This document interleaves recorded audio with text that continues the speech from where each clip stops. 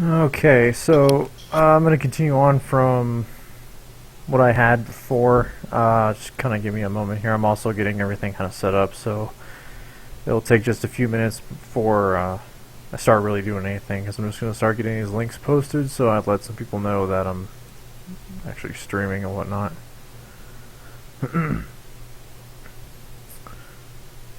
So, again, what the goal with this one is I'm going to explain a few things I kind of figured out today and I missed, along with just kind of showing you what I had changed in some of the settings of the animation montage and getting that little combo system working. It was actually a pretty quick little fix too, believe it or not, which was really a nice little thing to find out. It was something I first learned in montage, but I kind of forgot, and then I ended up kind of rediscovering it today, and then found out the benefit of really using it.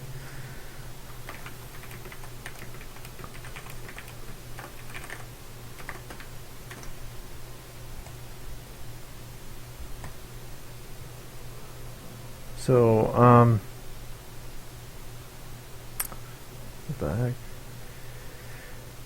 Sorry, I'm just kind of posting some links right now. If you guys can't tell or see what's going on, so sorry about that.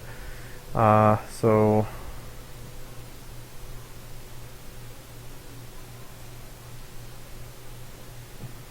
just kind of give me 1 second here if anybody is watching, which I don't think anyone is right now.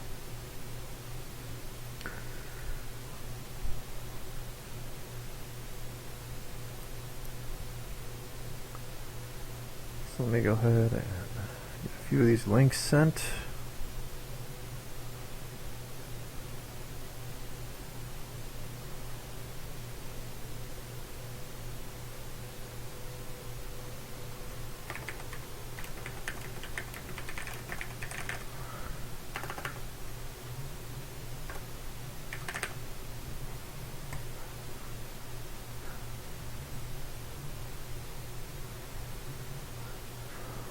Alright.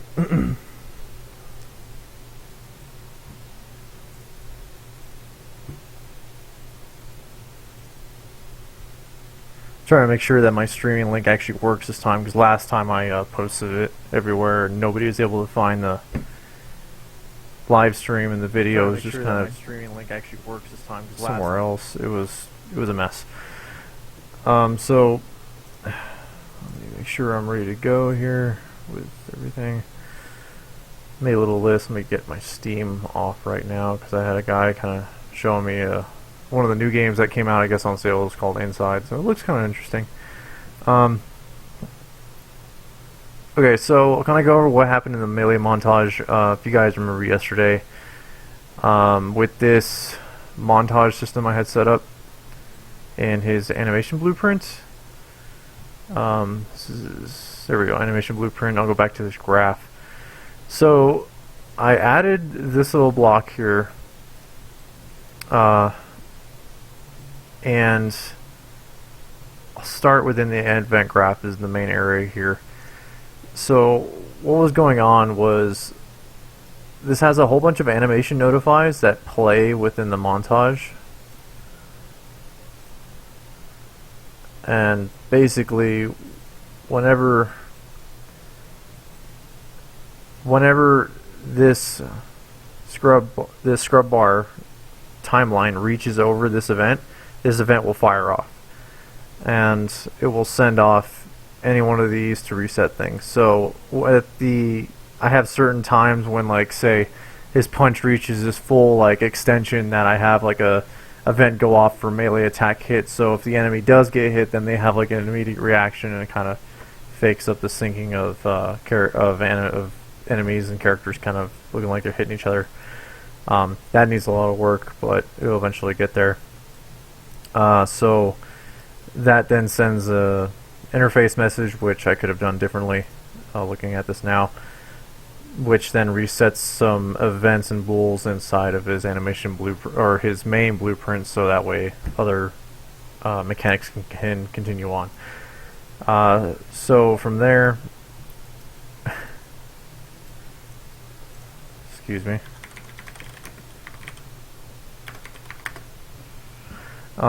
So what happens is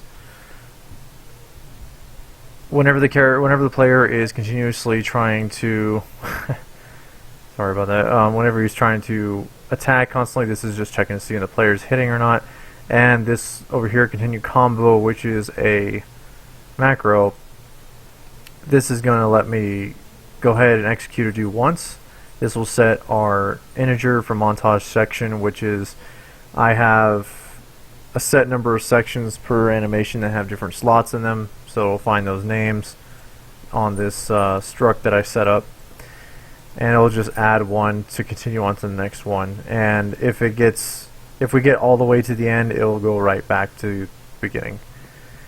So once that happens, then it progresses the animation to the next section, which is what you had seen up here yesterday. So we have whatever montage we feed into here that we want to play. Could be reloads, could be, you know, interactions, or for this, full body animation montages that play. And the montage will play. We can speed this up if we want, or, you know, promote to a variable, which I'm not going to do. And from there it finds out, oh, what's the section name? I have the section name saved in an array in the struct, and it then jumps to that section and plays it.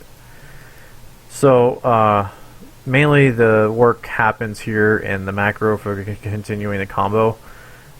If the player doesn't have any input or like stops holding down the attack button, I made this so if the player can spam the attack button, or they can hold it down, and then he'll just keep on animating. If they don't do anything, the event in the event graph, a melee attack end will fire. It'll see continue animation montage if it's even allowed. If it can, it'll go through and it'll say, okay, if we're not inputting anything anymore and this is false, then go ahead, go through, stop the montage that's being played. Once we reach that certain point, which the event will fire off and take care of for us, and it will stop the animation and reset this, so we'll go back to montage 0. So as before, let me jump over to the montage and kind of show you what happened. So I'll jump into the melee attacks, and to bring this over, go back to my content browser here. As soon as I clicked on that montage, it brings up the animation tab over here in the graph. So this is the old setup, and what it looks like is I have these areas here. So I have 3 different sets of revolver swings, 1, 2, and 3, as you can tell by the different sequence splits right here, or section names, and it would play those based on when you click. So what it looks like right now, or old as of yesterday, was it looks something like this. So if I'm just clicking away, he kept resetting and going back to the middle of his animation. So it didn't look very good because he's swinging. Never mind that he's snapping to the turning. That's going to be changed pretty soon. So he just goes back to holding his weapon ready pose, which is a weapon that's in front of him.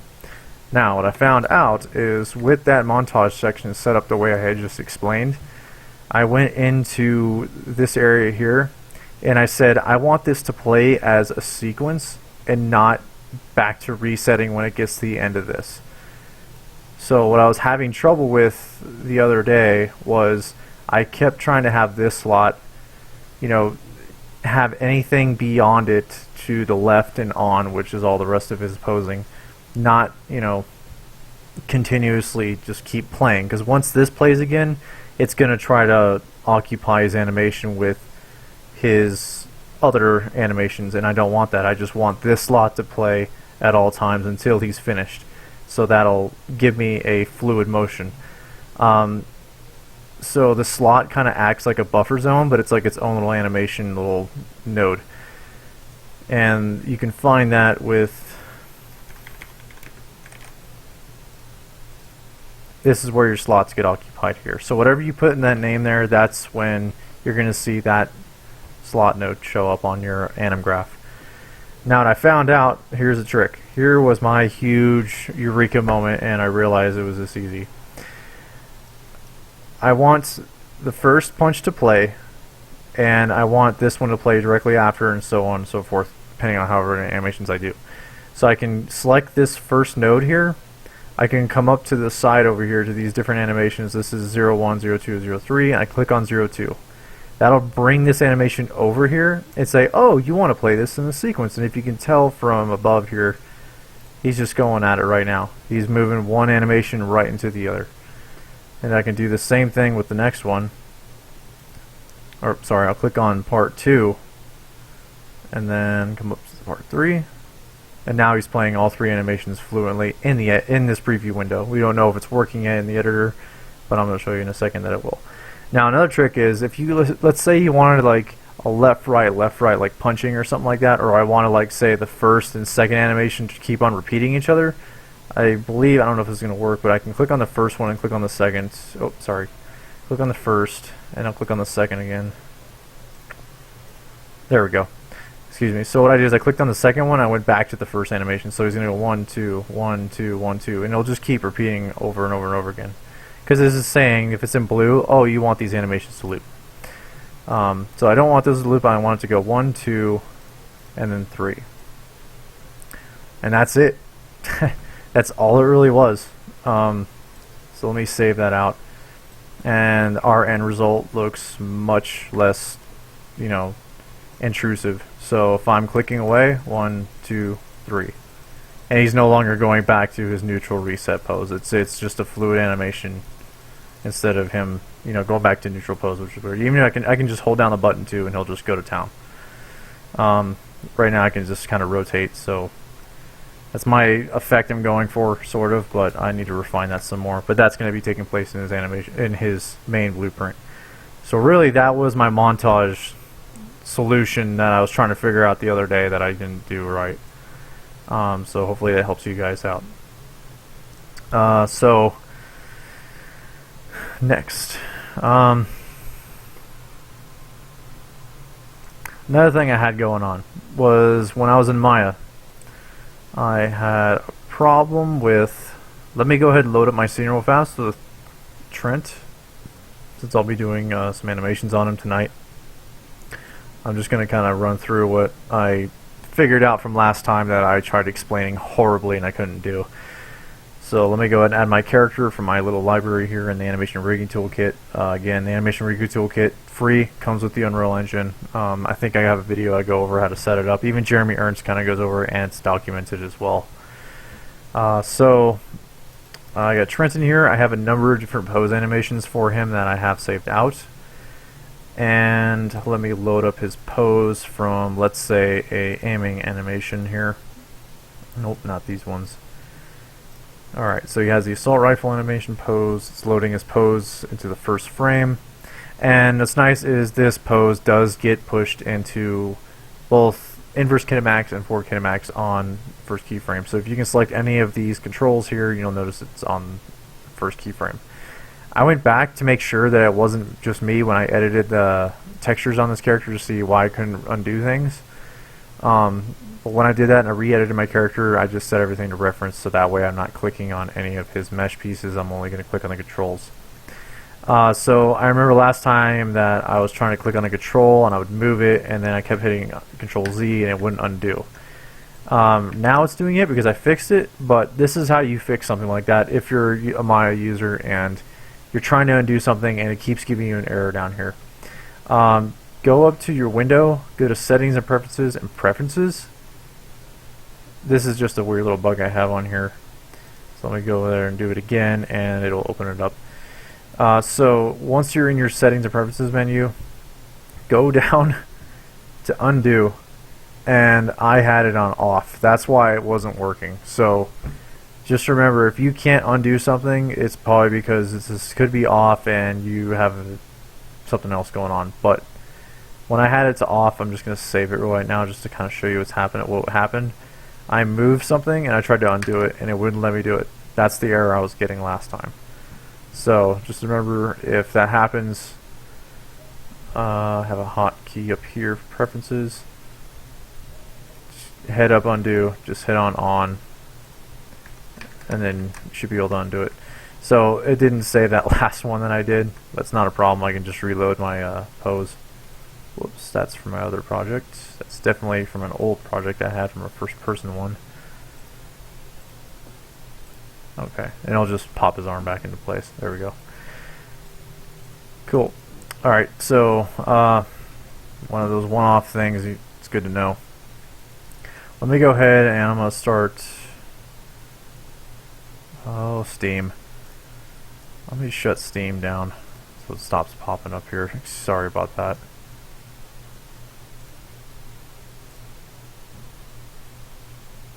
I don't know if that sale's still going on, but man, I already spent money. I already bought XCOM 2 and I've been playing it like crazy. It's still crazy that game's made in Unreal and stuff they can do with it. So let me import in his little assault rifle that I had working on last time for him. This is how I kind of do sync animations with weapons and stuff like that. So he has a prop in his hand so when I'm doing this. And let's bring in that Annihilator assault rifle at the base of his feet. And I'm just going to click on the topology of that assault rifle and I'm just going to put it on a different layer so I'm not messing with it when I'm trying to animate. It can get pretty annoying. So let's see here.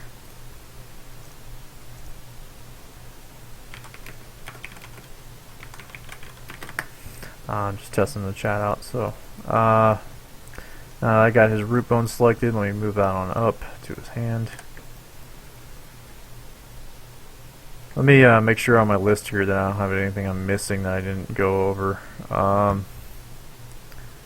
Okay, really, at this point, if you are watching, I'm going to be just doing a very rough, quick animation of, a melee attack sequence with his assault rifle. This way, I can get it into the engine and I can make sure that the workflow I had set up with the blueprinting code works. Alright, so I got the weapon more or less in place, and I'm going to parent it to his joint here. When I animate like big motions, I tend to animate with forward kinematics, so let me set his rig up for that. So I'm going to go to the interface here, rig settings, left arm, forward kinematic, and you'll see the controls changing. And his spine. You'll see him kind of pop. If you're wondering what these two little blue spears are, it's kind of for his eyes. I get some really strange little errors whenever I import animations, which I'm going to do in a little bit, so you'll see it happen. It'll look really funny, but let me grab his control for his wrist here, the root bone, which you're not... I know in proper rigging and animating you're not supposed to do that, but I'm doing it anyways. And let's parent that up. So constrain, parent, and now when I move the wrist, the weapon should stick to his hand. So cool.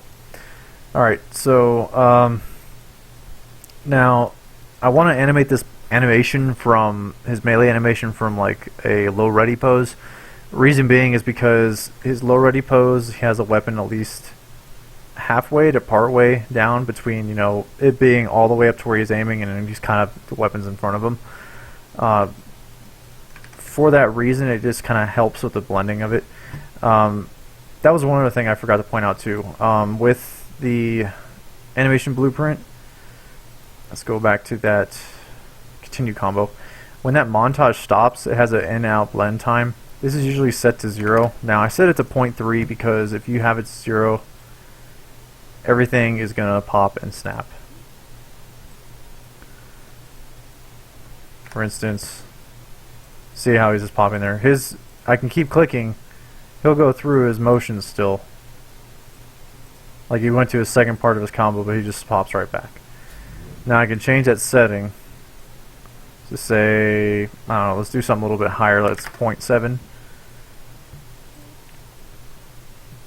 And upon doing that though, it's going to give you an okay blend, but it's going to have some of the secondary animation continue playing until he gets back to the reset position. And it's just, you know, you're just playing with the float value, how fast you want it to go back to a reset position until you find something that works. I found 0.3 is not too bad. It's like, you know, less than half a second, but it's still pretty quick. And you're not popping, so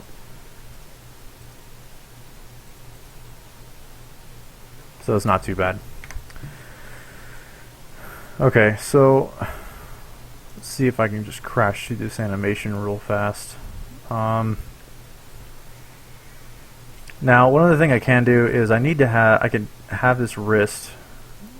Let's see, I can have this wrist actually on him, connected to this front, because I just remembered when in our game whenever you're aiming a weapon, you're going to fire that weapon that you're holding. If you're not aiming and you go to attack, then you do melee attacks. So that's the controls for this guy here. So I need to find that low ready pose. Now, I don't know exactly what that low ready pose is because I didn't save it out.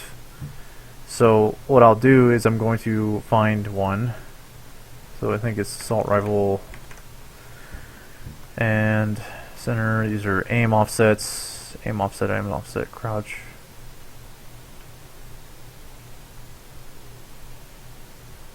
Gotta reload. Idle weapon, I think this is the one. Yeah, so yeah, he's not holding anything, but again I can just come over to his hand socket on his left and his right. So I have two offsets, so one's for like all of his weapons, such as like his pistol, assault rifles, and sniper rifles. A lot of the grips and everything are pretty close to the same area, whereas the launcher is a much different weapon. And I'll show you why. What I'm saying when I'm saying it's a much different weapon. So you see, like, it has, you know, a standard pistol grip. So does SMGs and shotguns. A lot of the same pistol grips. But if I'm going over to something like such as a rocket launcher here, this is not so much a forward. It's a forward grip, and the hand positions are much closer, and I need a lot more distance compared to it being like I think it's called a bullpup position for a weapon like that. So yeah, he doesn't have any animations for his rocket launcher. That I'm still kind of planning what exactly it's going to look like with him doing a melee animation with a rocket launcher. The only thing I can think of is just a giant swing, or just like he's just going to charge through somebody. That's kind of my plan right now. So let's get an animation here since I found it. I'm just going to take this animation out. Give us a minute to load here. Okay, and navigate to where I need it to go. So I'm animating my character Trent right now, and I have different animations here. So I have one saved out here, but I just want to make sure this is the most current.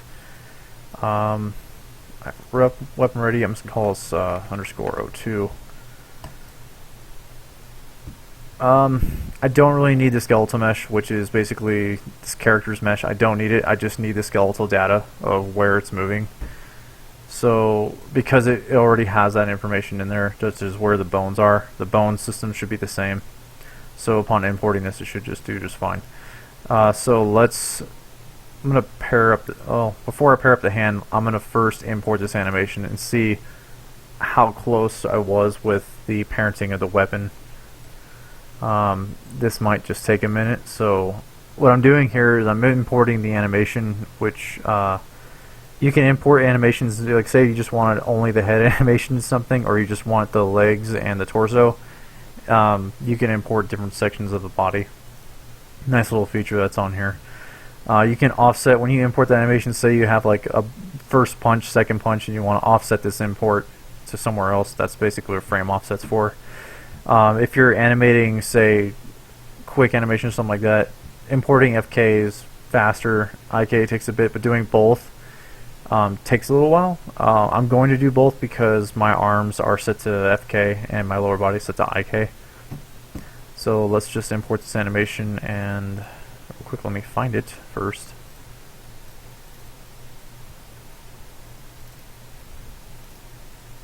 And if you guys have any questions, feel free to go ahead and just send them away. I'll try to answer them as best I can. It's kind of keep him busy. Whoops, wrong file there. And weapon radio 2, and import. So yeah, there's that weird little issue I was telling you about. His eyes tend to pop out of his head. I don't know what it is. It's just something with leaf joints. I haven't really found out, but there's a quick little easy fix I've been able to find to alleviate that problem. About 200 frame animations, shouldn't take too long. Right now what it's doing is it's doing one of the legs. It's going to go through, do one leg, and it's going to do the other leg. This is to figure out where like the feet are rolling and the toe and ball joints go. And his lower jaw is a leaf joint too, so it's going to be all out of whack.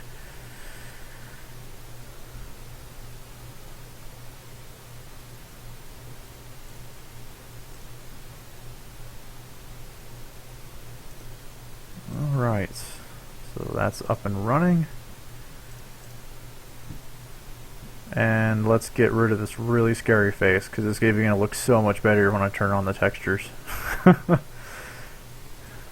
Alright, so what I do to fix this, I just kind of select all three of these and I just get rid of translate data and zero it out.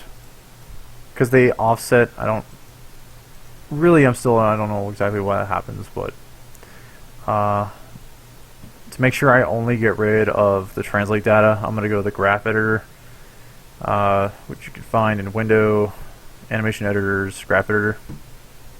And this will tell you the story of everything that's going on in your character. I'll push F, that kind of zeroes it up for me.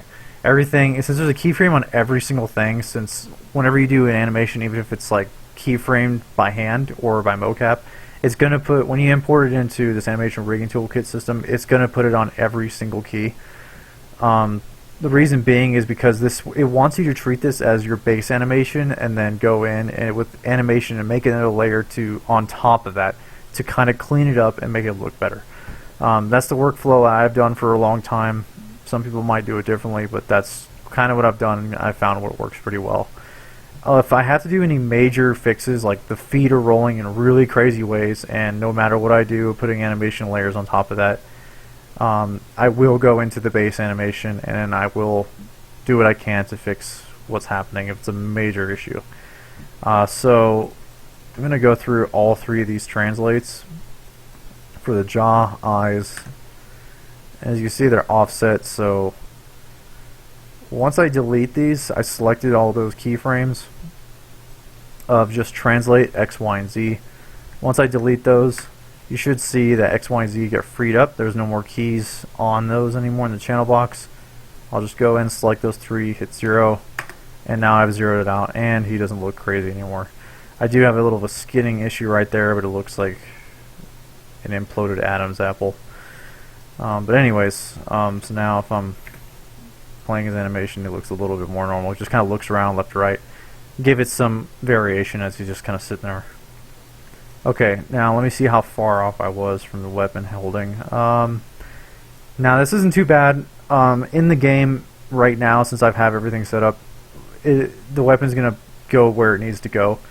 This is enough to get me by and start animating, because now I know where the front of the weapon grip is. I know where this is, where the rear grip is as well. If I want to, though, I can take off this parenting, which I think I'm going to do, and I'm just going to do some small adjustments to really get this a lot better, so on that way I'm really syncing things up a lot more. So let me find my outliner here. Finding that outliner, Window, General Editors, and Window Outliner. So this is kind of second tier, finding out what's going on under the hood. So here's my annihilator mesh. It's got the root, and I should see a parent constraint. So I'm going to delete that parent constraint. It's going to hold its position, which is nice, which is pretty nice for me. So that gives me a lot less work I have to do to get it to where it needs to go. And I'm gonna change the translation from world to local, so it's a little bit easier for me to move things around. Object, not the same. So, and Okay, cool. Now I don't want to move that out of whack too much. I'll get it somewhere halfway between.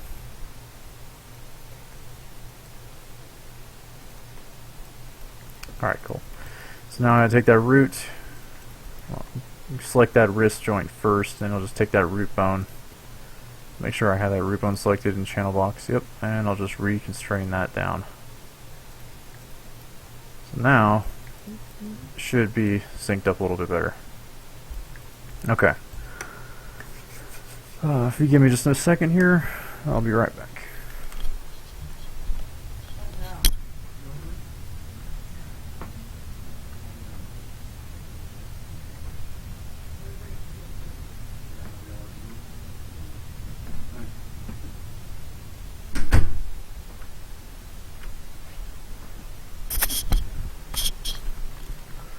Okay, brief pause.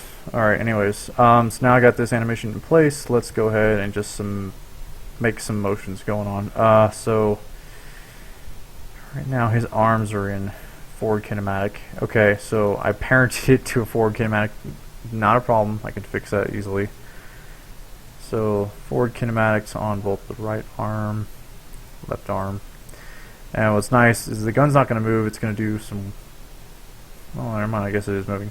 But because importing that animation with both IK and FK set on it, all the keyframes are set on both types of rigging, and that spine needs to be forward kinematic as well for me. So let's get those animations going. So I got a base animation here. Really all I want is I just want this pose. So I don't need to select that weapon at all. I'm going to take these joints of this weapon, I'm going to put it on its own little layer so I can lock that off so I'm not messing with it. Again, for organization reasons.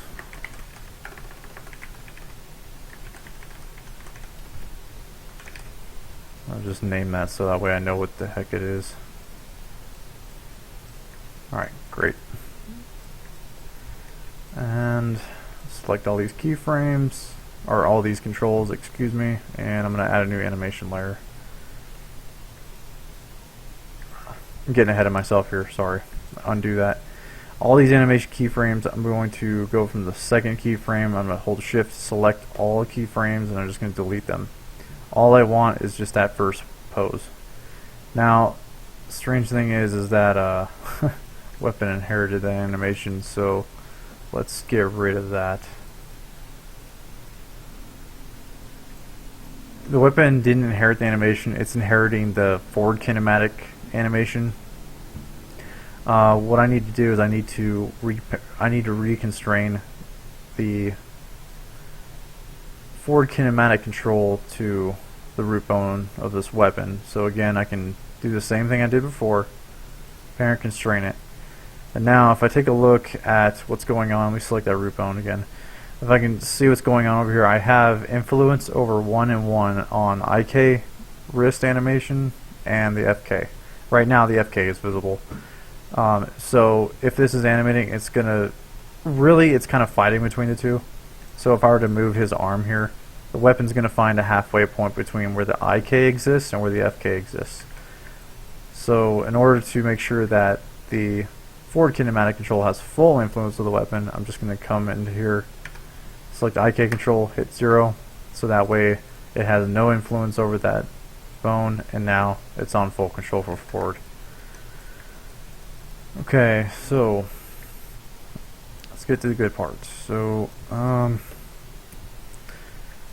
I may do is I also might want to constrain where this is. So with that arm on the right, I'm going to set that back, oops, sorry, left. I'm going to set that back to inverse kinematics on the first keyframe.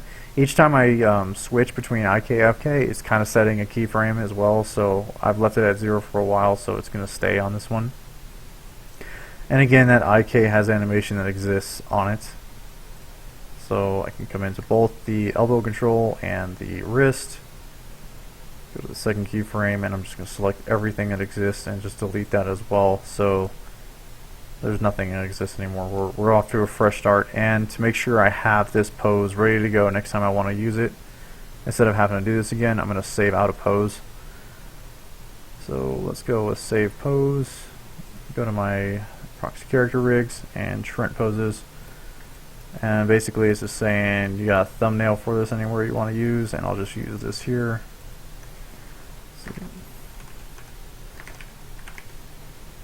And WR for weapon ready. Save that pose, save the thumbnail, and now if I look through my different areas here, you'll see that now I have a weapon ready pose for him. Okay, so let's parent up my front inverse kinematic to the one of these bones up here. I think I'm just going to parent it to the root of this one. So I'm going to have to select it the other way around. So I want to select that root, select that inverse kinematic control, and do a parent constrain. And now if I move this backwards wrist, the front of the arm will follow, or the support arm will follow wherever it's holding. Okay. So if he's on weapon ready, I'm going to have him do a swoop from the bottom up, and then he can come back to, and if it's in that last position, he'll easily come back down again for the blending. That's what that node will take care of for us. And if it follows through, I'll just have him do a step forward, 2 steps forward, so he's back to this position again. Yep, let's do that. Let's see if we can get the first one done first. Alright. So about 30 frames in. And let's get the initial pose for him going low.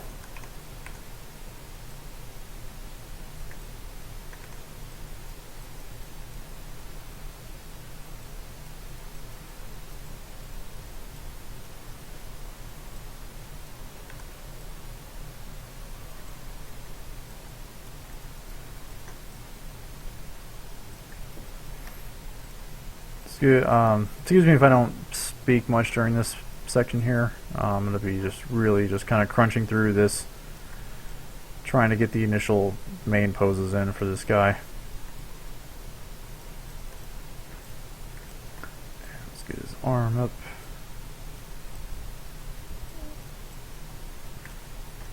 Try to keep his arm from completely stretching straight like that, so he's not forcing his arm out like that. Get his head moved. Nice thing is since you have one keyframe, I have an auto keyframe on, so it's going to track where everything is. I gotta look for a lot of weight straight, a lot of poly stretching here, so things don't look very weird. Kind of keep it so he's looking forward. I'm going to go to orthographic front view so I can see where he's looking.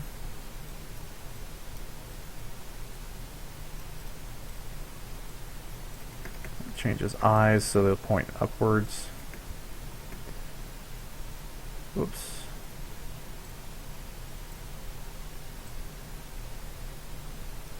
Just kind of focusing on whoever he's going to hit. And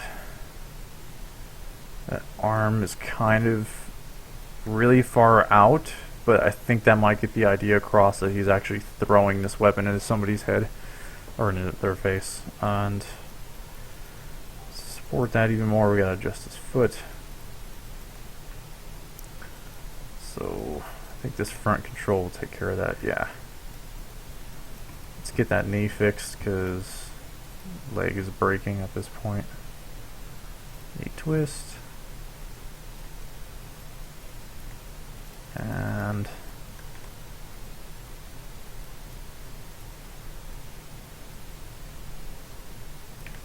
alright. I don't want this one to be upwards though. Let's see if this back one does it for us. There we go. Yeah, I think I over exaggerated his foot twist a little too much.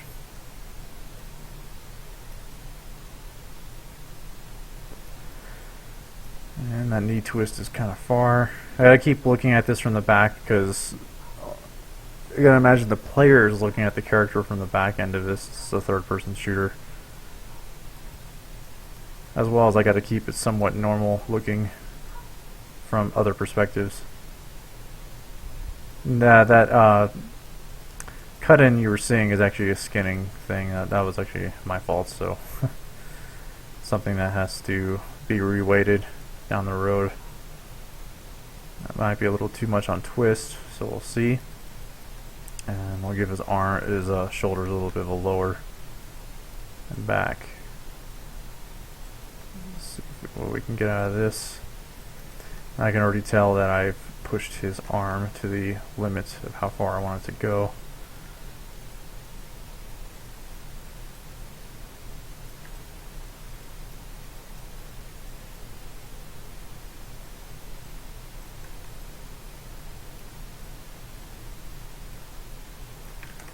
That was actually good where it was. Okay.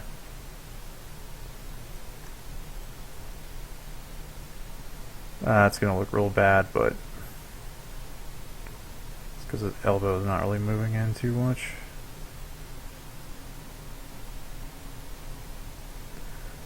And I think in the next pose I'll do it to the rise up.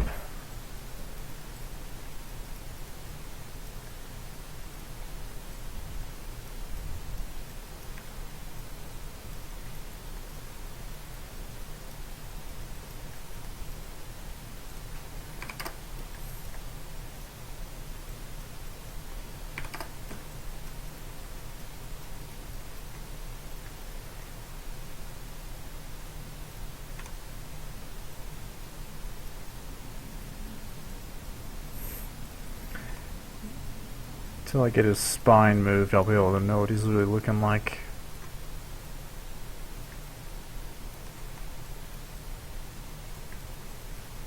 Twist that knee as well. Twist the other knee.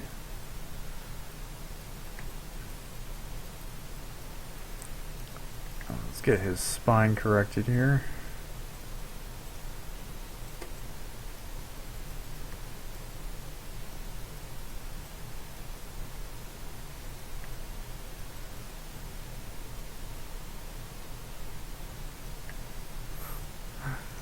His his arm's having a heck of a time holding position here. I didn't even put any keyframes on this elbow control.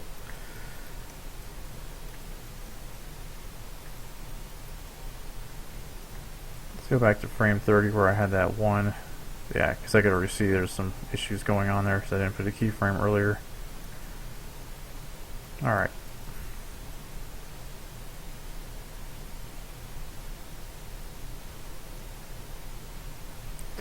It's going to need a lot of polish, I can tell you that much. But we'll just get this going here. Fix his arms.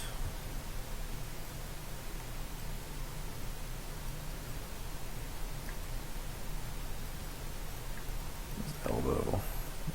Or his shoulder, excuse me. I don't need it way up, I'll let his wrist kind of do that.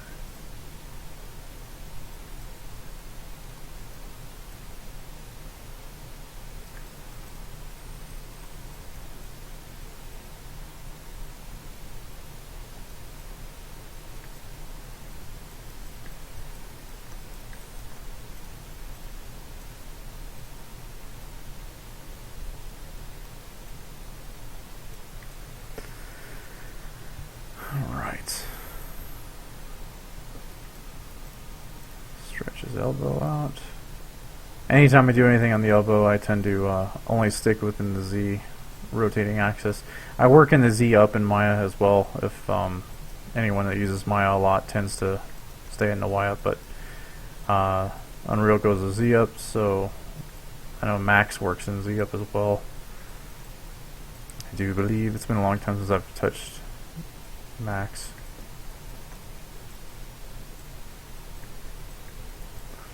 Alright, and if I have a hard time selecting these controls, the animation interface has a nice little picker for me.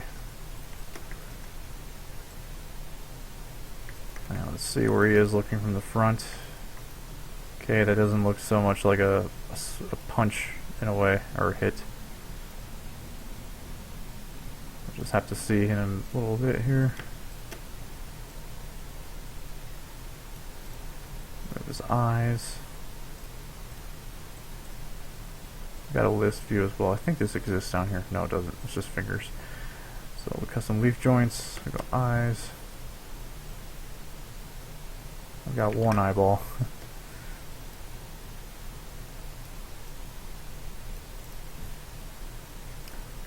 Jaw. I think I'll do a keyframe somewhere here. And I can really add some emotions with that. I got some morph targets as well. And then we'll have to I'll have to really get some sound effects going too.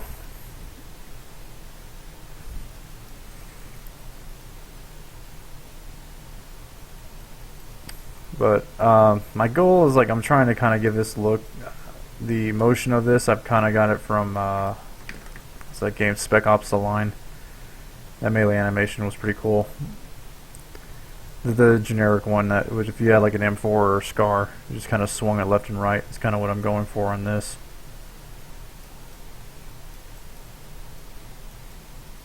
So let's see, how much did he shift his body? He's like dead center right now. So when he goes down, I want him to shift a little bit more. I don't want him to shift too much out of his capsule.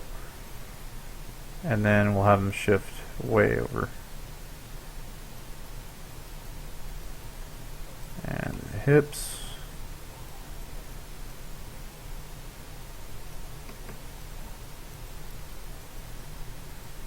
His pants are poking through. Alright. Somewhat good now. Let's see if we can stretch that foot a bit more. I'm focusing a little too much on this, but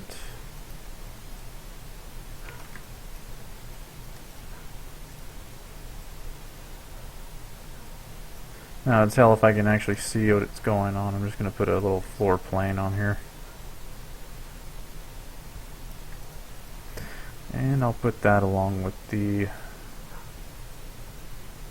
weapon, I think. With the skeleton.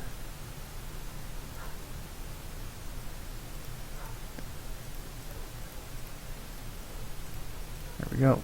So now I'll be able to see where his feet are really kind of sitting.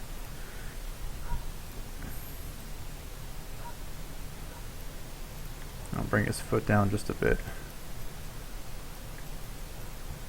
Now I added a Y motion. I'm going to have to go back and make sure that it stays above the floor.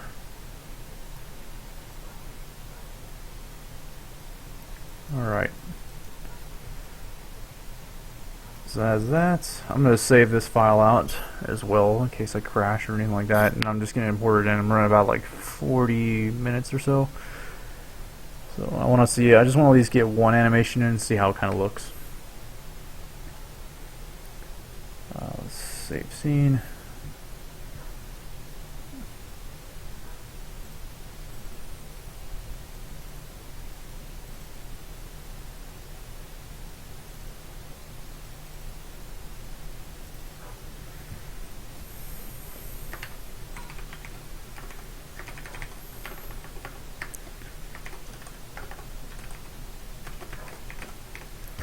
Alright. I'm also looking forward to version 2 of the Animation Rigging Toolkit. The reason being is because that it'll work both with Maya ASCII and Maya Binary. In terms of the Animation Rigging Toolkit working with other software like Blender and Max, I don't know if he's going to port that to there as well. You'll have to probably check his forum and find out. Okay.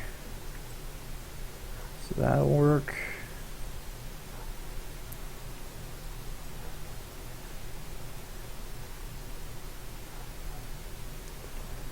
And I think this pose will do good for right now in terms of him going up in the first one, and then if it follows through, I think I'm going to have the character do a step forward and a swing down.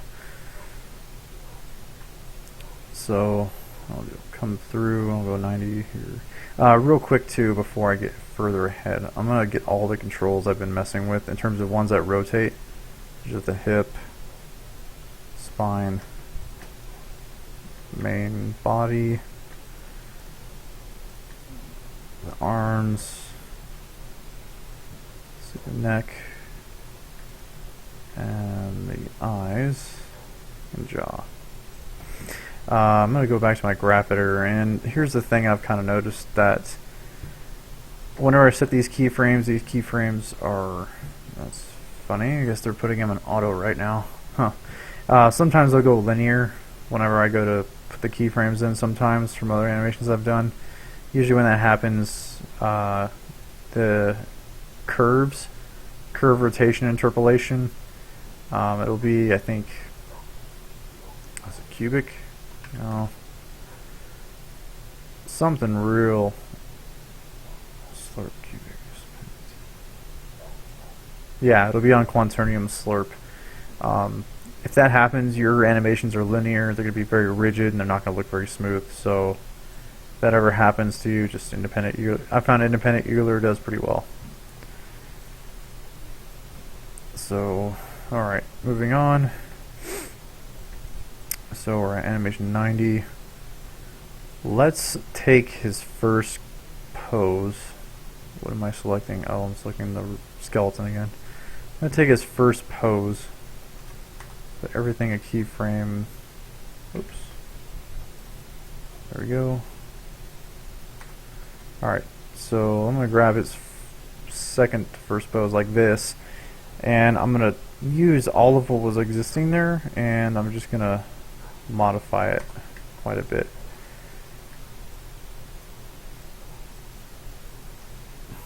So what my plan is, he's going to step forward when this happens. Is at frame 90, and does a step in towards the enemy's area. So to make sure I know where or how far he's moving forward, I'm going to get rid of, I'm going to do a track on it. So let me grab his body here, duplicate his mesh, move it to 90, and let's see how far forward he goes. Stepped a little too far. Let's line up that foot real quick. Oh, that's pretty good. I mean, it's doing a twist, so we just need the main placement of it around like at the front toe area. It's not too bad. It's definitely a heavy forward lean, which isn't too bad looking. Not the exact I'm looking for. I just want a little bit of space, not a whole lot.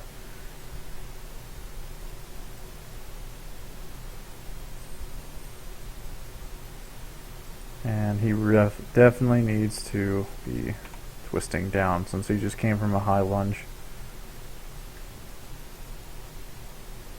Let's fix his arms here. And I think what I'll do is I'm going to do an unparent to the other arm, so it's not stretching like that. It's around frame 80, a little bit before that.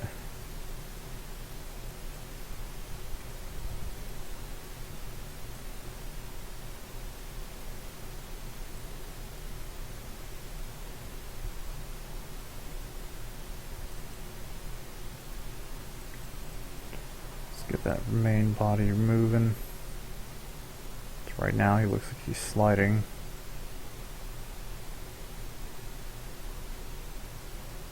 So I'll have to have a brief pause that happens back there. So I'm going to have to stretch these keyframes out a bit and then just kind of do some adjusting.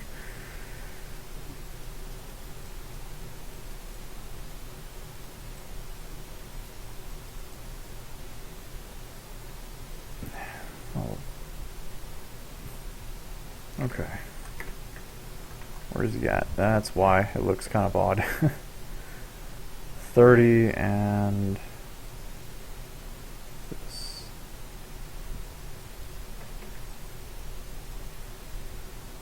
Okay, let's go back. Right here. A little further.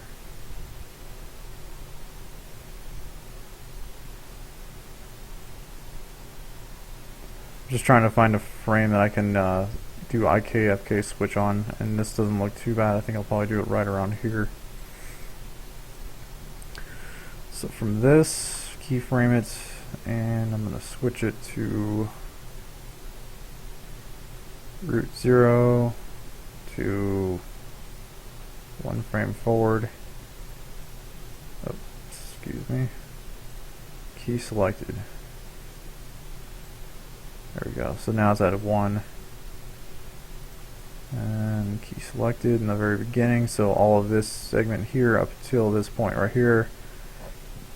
Frame 75 it is? Yes, frame 75. We're going to have his arm detach.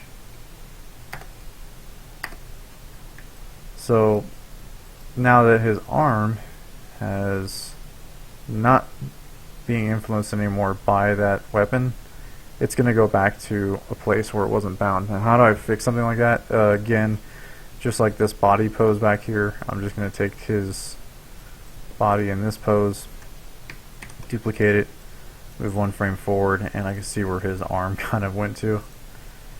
And I'm just going to, I want his hand as well, so I'm going to grab that hand mesh. It's part of the secondary parts.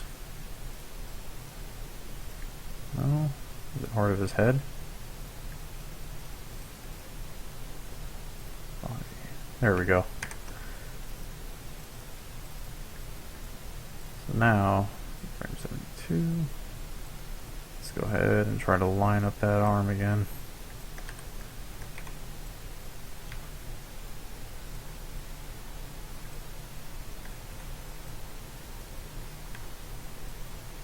A little bit of movement down because now his arm is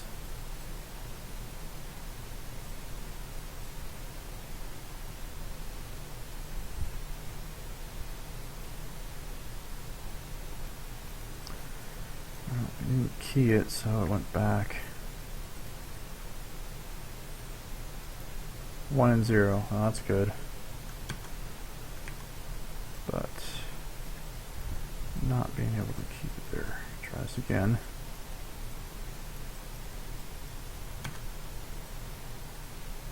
Alright, it's just going back to there again. Another solution to it is just turn it on to forward kinematic at this point. So he is in his left arm in IK mode. So he goes to this mode. I'm just going to kick him into forward kinematic mode, and I'm just going to line up his arm as best I can.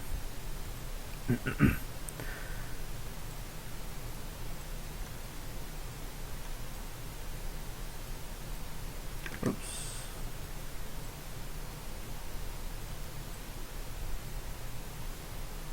Shoulder back into place.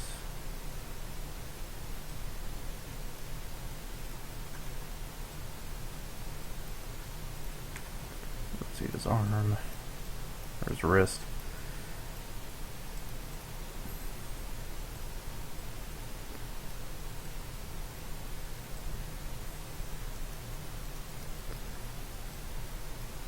Kind of tedious and boring, but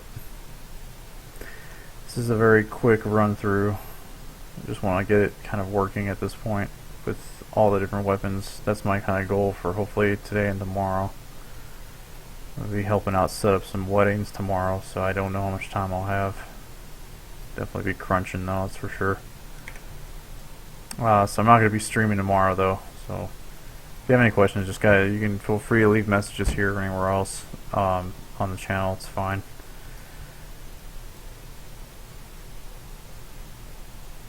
Alright, what is that? Frame 90.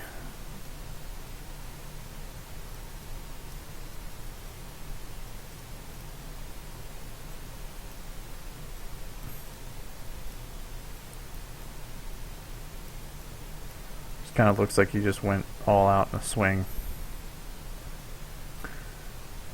Alright, so let's get rid of that other body that's kind of floating there in the way. If I want additional references, I'll just go back and I'll just keyframe it elsewhere.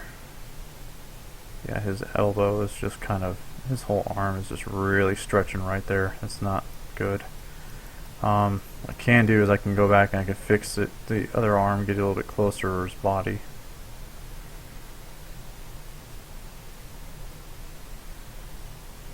there's no wind up after it goes down, so that'll be. Hey David, hey man, it's been a while, David.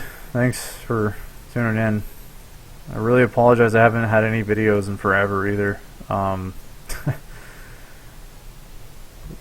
Just had a lot of crazy stuff happen the last few months.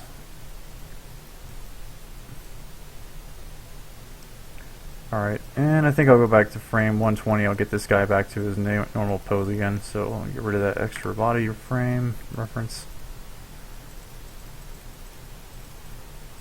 Alright, so grab all these and I'll go back to 120, and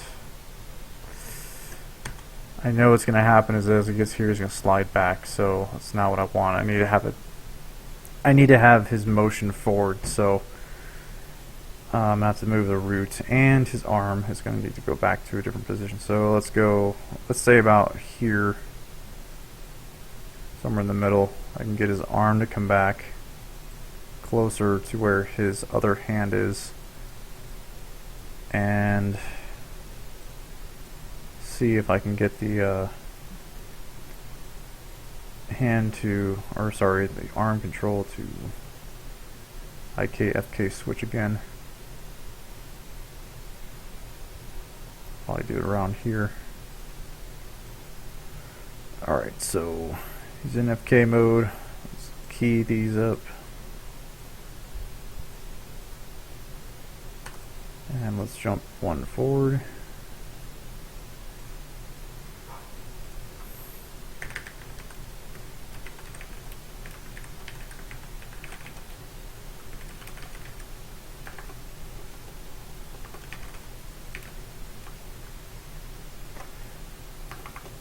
Okay, man. I think I might have added you on Skype. I can't remember.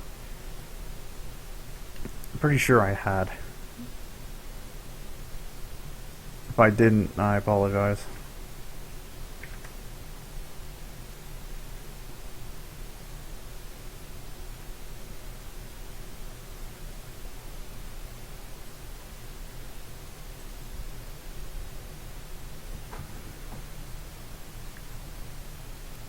Okay, so I'm not being allowed to switch it back to IK mode.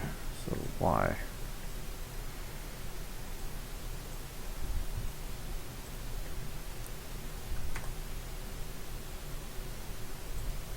There we go. Back in forward kinematic mode. Always fun to fix the arm pops when that happens. Our arm is still on forward kinematic mode, but it's all the way back here. Why?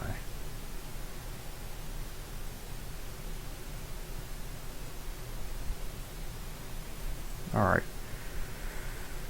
Select rig controls, and I'm going to have to end up debugging this in the graph editor to see what's going on between the right arm mode. Topical arm mode. Spine IK. I'm definitely staying busy, man. How about yourself, David?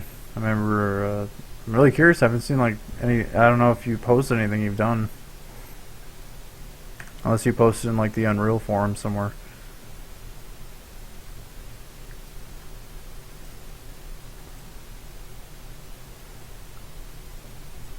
Okay, I'm just gonna. This is gonna look really bad in terms of his arm going back, but looks like he's doing some kind of taunt.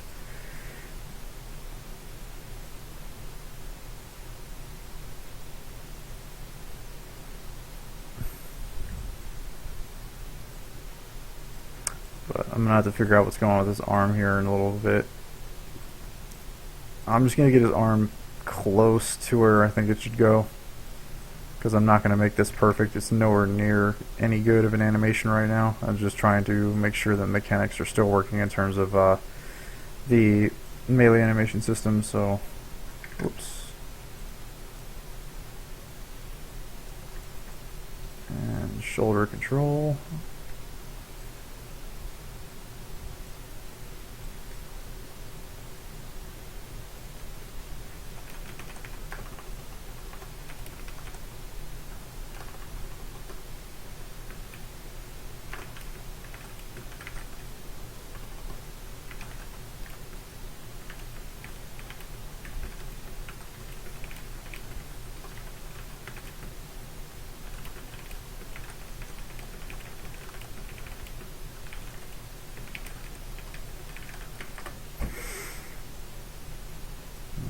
his chest is bulging out. But anyhow, oh man, that's bad. Let's delete that.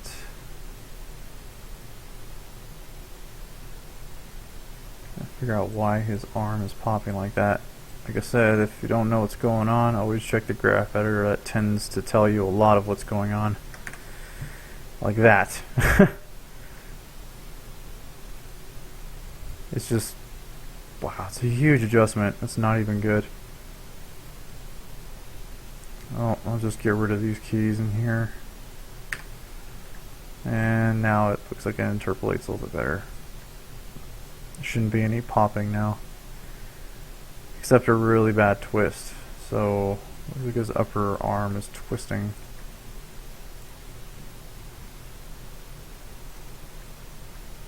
Which looks like it's this, because it's going all the way down here, which it's rotating in negative 300, just about 360 degrees. So hopefully that alleviated that twist. Pretty much.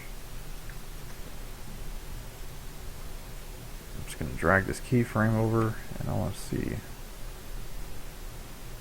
Okay, so we're not going to do that. Just gonna have to manually kind of move it around right now. Alright, I'm about to move on. Okay, so I've kind of got 1, 2 back. Okay, so I need to get his other global control kind of moved. I want him to be forward when this happens, so I want him to be how far forward? Let's say about that far forward. So 1 up, maybe a reset, forward, down. It's at a slow delay in there, so we can hold that about right here. Let's kind of back it up just a bit.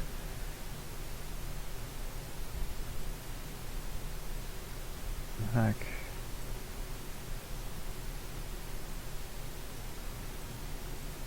Get rid of this one here. There we go.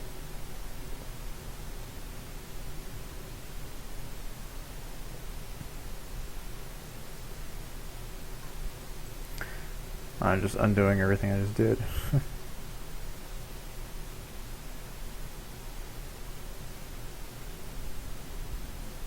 I'm gonna have to retime that with some other example from some other duplicates.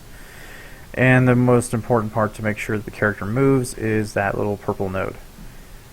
So if he's here, I'm gonna want the capsule and everything to follow through with him. That's his root motion, so I'm going to keyframe it. As soon as it starts moving, I'm gonna make sure I'm tracking it along with him. So the top view is probably best to do this from.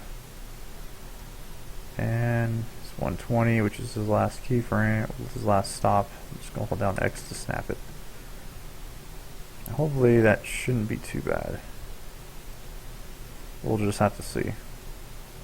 I know it's a bad animation, period, but still. It's a very slow animation, that's definitely for sure. So I'm going to want to speed this up for now. I'm just going to save it so I have a base animation to work with, and I'll just have to clean it up later. Okay, so next.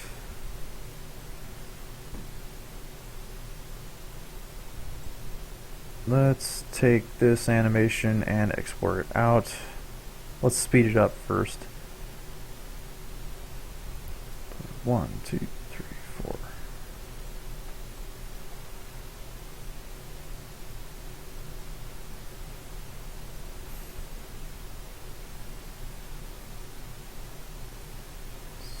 See, about 80 frames should be pretty quick. Or not. Could be very slow.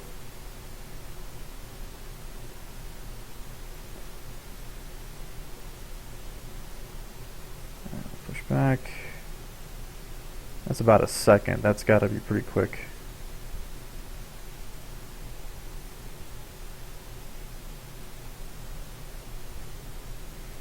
Yeah, I think what I would do is I make this first swing a little bit slower, and then the second one would be a little bit faster. So let's see how that first one goes. Okay, back down. That'll work. That'll do for now. So about 62 frames.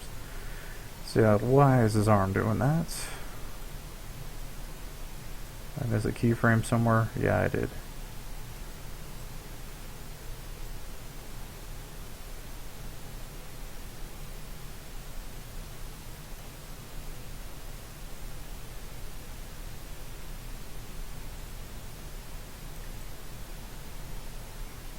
A lot of work that's going to need to be fixed, but let's do 2 different animations that we're going to export out.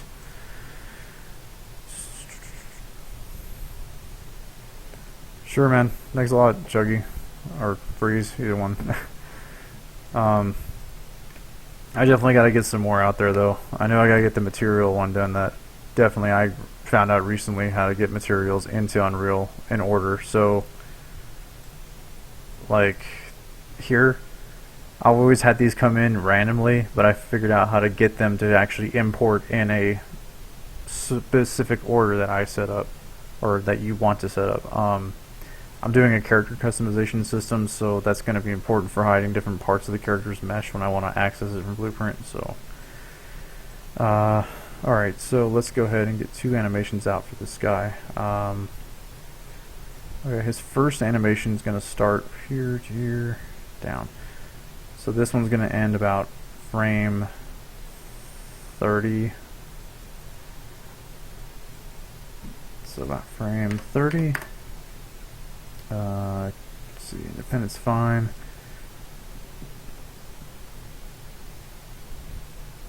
And okay, I don't have a melee folder. I'm just gonna put it in here. Assault rifle melee for 1.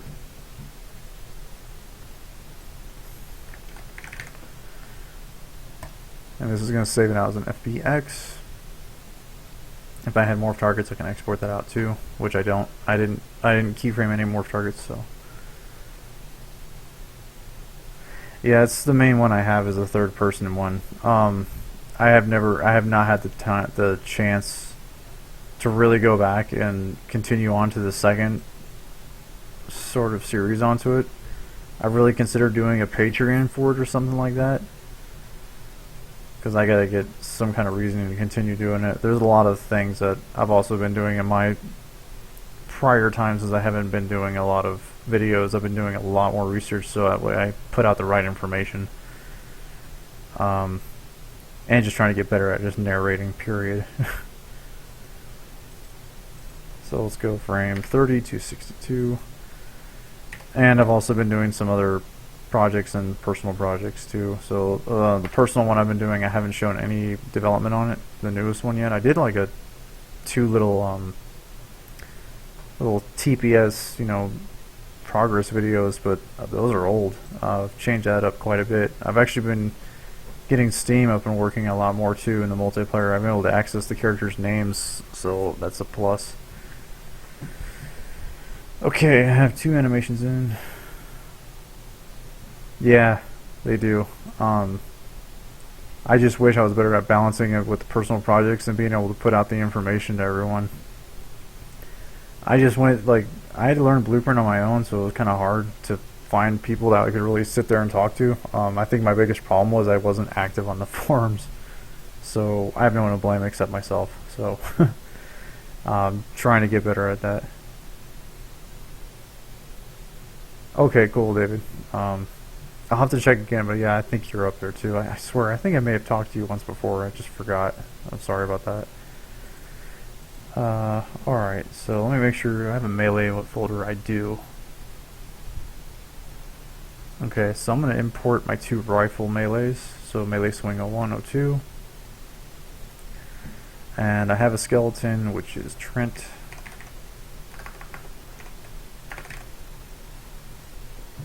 I'll tell you a good thing about doing live streaming, considering I'm not a great narrator, but definitely keeps me working and I'm not getting off task. Yeah, I come at everything from like the art side of things. So like I started out with like modeling and texture work, and of course when I first started, I'm like I want to be a character artist, and all my characters are gonna be stars of the game. And eventually I was like, I just kind of wanted to learn everything, so that way I know how to talk to everyone in the pipeline. It's definitely helps for sure. I can talk to programmers and know what they're talking about, but if they ask me, oh, what do you write with Java or C++, and I say Blueprint, I'm like, kind of feel different about saying that, even though blueprinting is just a visual scripting code. It's, I guess, been around for a while. So I got Trent skeleton. We have our exported times. I don't need any materials or anything like that, so that didn't come in there. So let's just import those two. And here's our really bad animations. There's swing 1. And here is swing 2.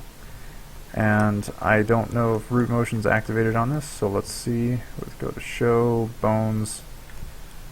And if you see that red dot moving, that is that root motion moving. You can even check over here with enable root motion. So if I do check enable root motion, he'll stay still. He'll stay in one position, which I don't want. I want him to actually move and carry everything with him.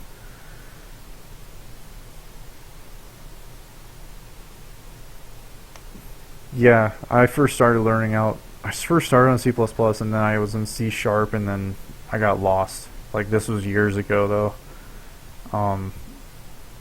I know, like, if you know how to write C++, because Unreal goes on C++, like, you can go in, write your own code in Visual Studio, and then, like, bring it back into Unreal, and then people that do blueprinting, or blueprinting nerds like us, like, we can go in and just, like, throw in all of our own little code and just build upon, like, the base that they have. A good example is, like, I saw one guy, and I first talked to him. He took he built his own. He took like Destiny weapons, like he found from like a RIP website, and he just like threw a character together. But he was able to read. He knows C++, and he was able to just like take the entire shooter demo, and just like throw that on there. And he had like a game running in like one day. I was like, I hate you.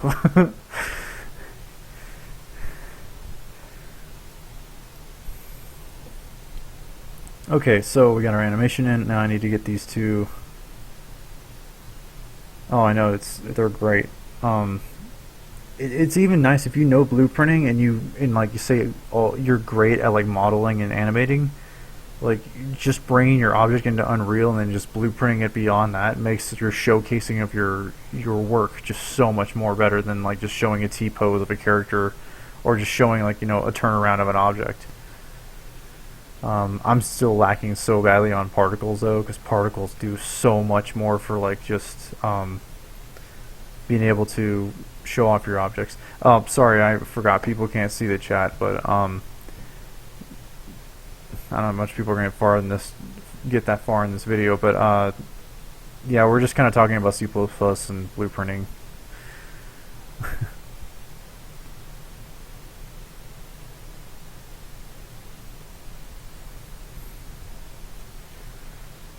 That's true. I mean, yeah, because it's just like the coding was kind of done before, and it just kind of condensed it down into, ready to use like nodes.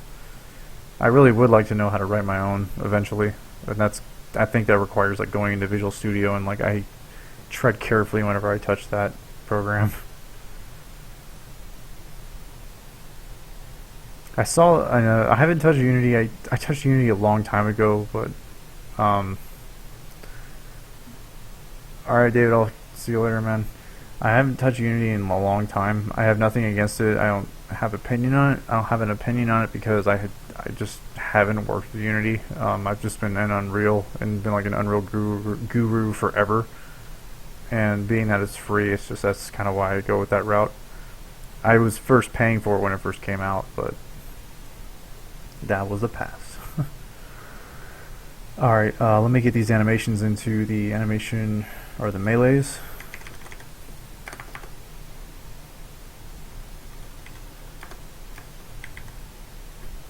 Melee montage. And I have my assault rifles, so I'm going to bring these over to the edge of these ones. So now when we go back and we're playing these, we'll see them kind of animate those two. And he's got root motion going on, so I just noticed I did something wrong here. Is this revolver melee, the third part? He does move forward, so I need to keep it back.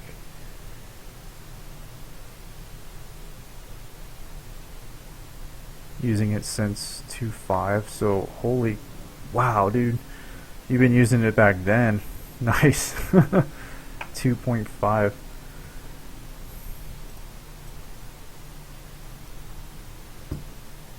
I remember being a kid and touching the first Unreal game, and I was just like infatuated with it. I was like, oh wow, look, this gun shoots laser beams. So I need root motion on this one here. So enable root motion on that.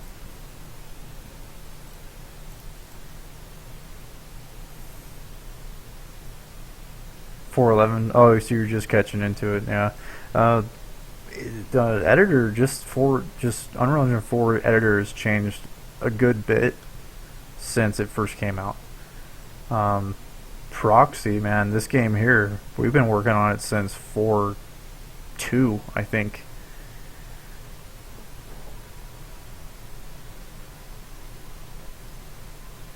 Modding. I still don't know how to mod, dude. I haven't modded yet. I really want to.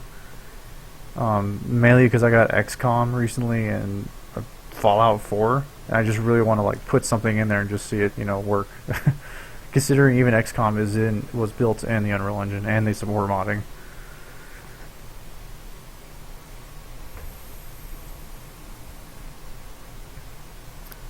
Okay, so I need to make a segment in here. So let's do a new montage section.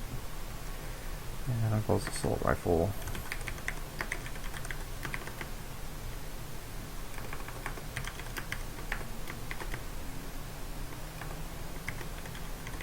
Melee _1. And before these wouldn't snap, now they do. Or the first time using this I had to like actually go in really, really close to get them to work right. New montage section, I'm just going to paste that and put number 2. Yeah, and you see as it snaps right to the end, which is great. And this is going to be a sequence. Wow, I don't want to add it to the end of the pistol. That's why it's running through the pistol animations and he's snapping to the assault rifle. So I don't want these assault rifle ones in there, but I do want these together. So let's keep those there. And I need to get my notifies in place. So I have 3 notifies. I have melee attack end, melee attack start, melee attack hit, I think. Continue animation open. Okay. So continue animation open for him starts. Basically, this is a window on continue animation open. This is a window for if the player hits the attack button again, then he'll go back in and do the next attack again. Keyframe poses for blending. I think so too. For I haven't done keyframe posing yet in using the blending yet for 4.12. Honestly, I haven't even touched 4.12 just yet. I think there's a thing too using sequencer now. You can like run around in game, record your gameplay like you're playing the character, and you can record that and turn it into an animation. I think I saw like a little snippet somewhere on that. Melee attack end.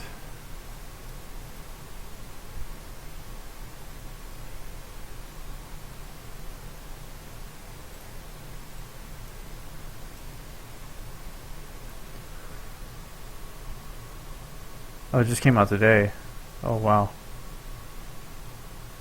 Okay, I'm gonna have to check out your link here in a little bit. Once I get this in and just kind of running, I'm gonna call it a night because I got a bunch of stuff to do tomorrow. I gotta go help set up some weddings for some people.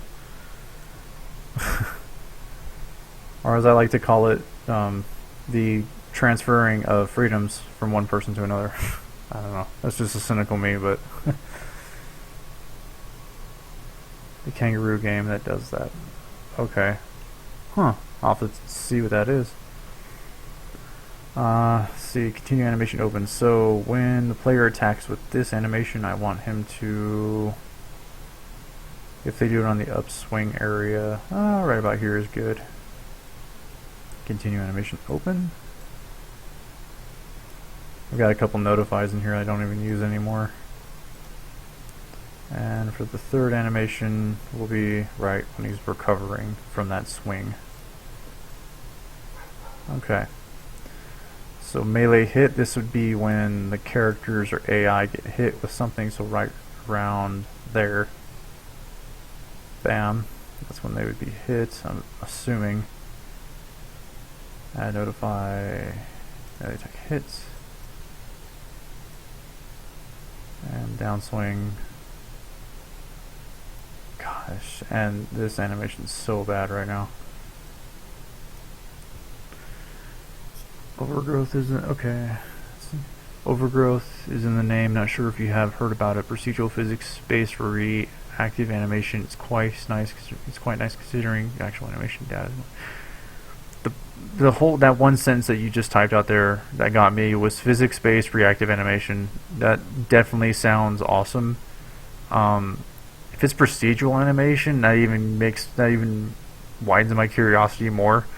I've heard about that, like I've heard that term, but I haven't really looked into like all of what it is just yet. I'm assuming procedural animation would be like, an example would be like the game Spore, where like they have a character they're building and it's just like the skeleton's just kind of building with it and it just animates the best that it can. Overgrowth. Oh wait, I do know what you're talking about. I have seen that. I thought they were rabbits or something, but yeah, I've seen that where like the guy did like the guy had player character and he like jumped in the air and did a spin kick and hit the character and the guy's head like flipped over, but the character was able to ragdoll into a position where like the character knew which side of the body to do a recovery animation. Yes, I remember seeing that. That does look pretty awesome. I totally forgot about that game. I remember seeing it too on the forums a good while ago.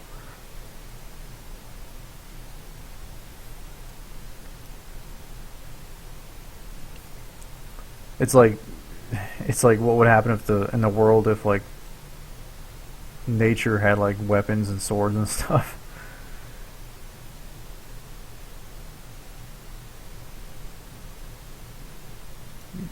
Yeah, I forgot that one was being done in UDK. There's another guy.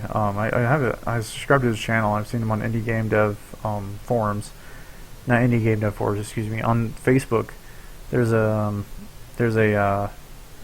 Facebook page I follow called Indie Game Developers. It's like a lot of developers out there. I'll put it that way. And you see a lot of games development from left to right.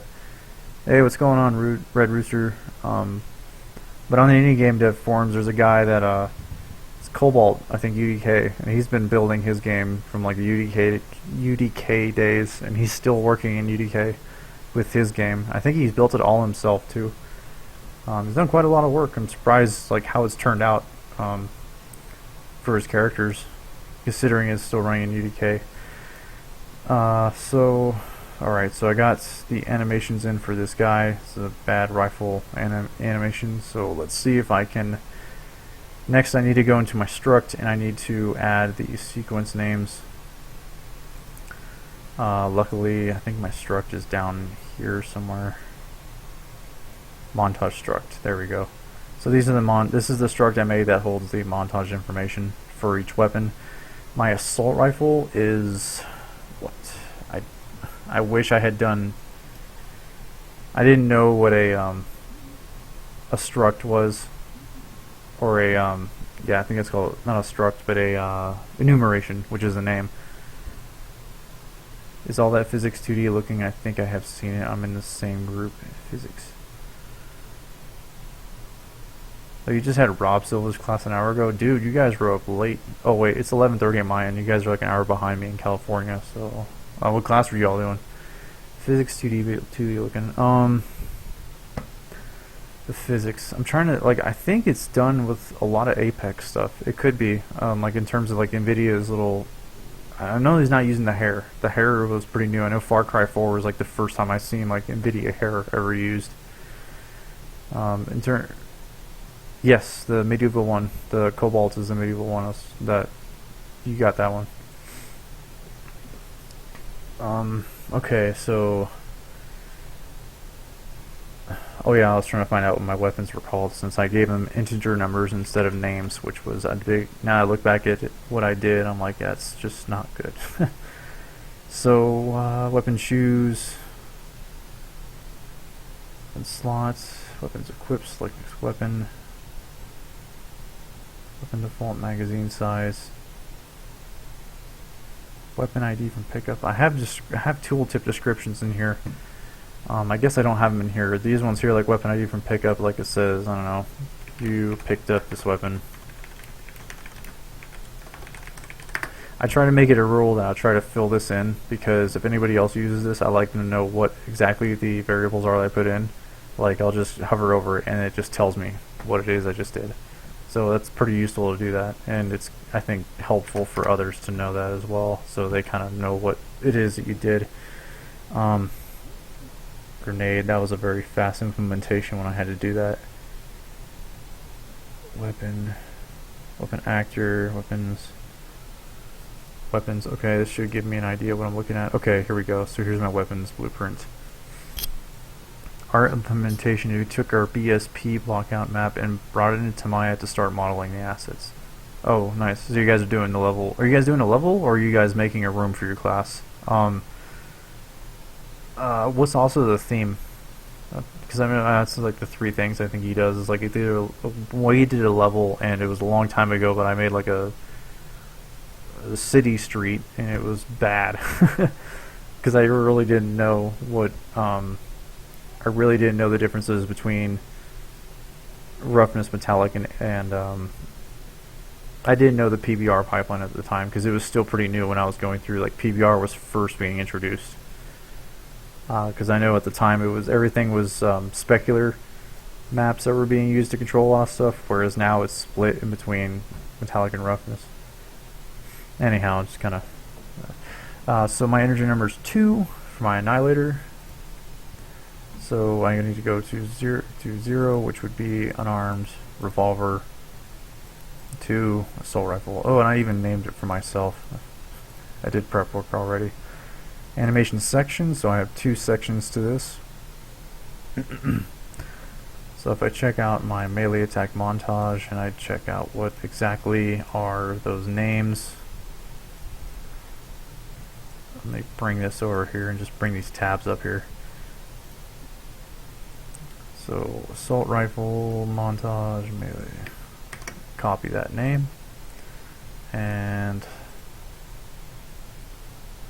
montage struct. I gotta navigate through this again.